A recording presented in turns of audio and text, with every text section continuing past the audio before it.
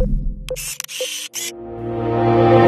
m'appelle Hérault Sébastien, je suis maraîcher donc à Bergerac, vice-président de la coordination rurale France, deuxième syndicat agricole français. Je suis producteur de fraises, d'asperges et de légumes estivales tels que la tomate, le poivron, l'aubergine.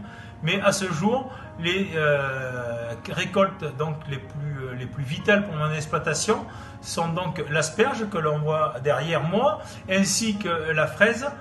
Et on m'interdit de commercialiser donc ces récoltes. Quel est mon devenir? Arrêter ces récoltes, les laisser pourrir sur pied, en sachant que j'ai donné de l'énergie, que j'ai donné quand même de l'engrais, que j'ai donné du fumier à ces récoltes.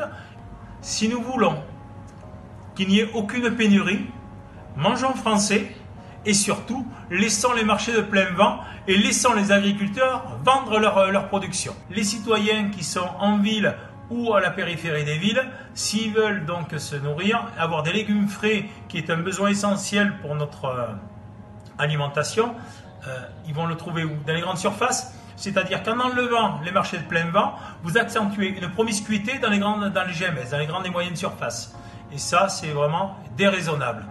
Pour ce qui en est du personnel, nous avons donc deux problématiques. Donc, le personnel qui était là est reparti, notamment les Espagnols, les Portugais ainsi que les Marocains. D'autres individus et d'autres personnels devaient revenir, et ce qui n'est pas, puisque les frontières sont fermées d'un côté comme de l'autre. Et ensuite, nous avons donc du mal à trouver du personnel français.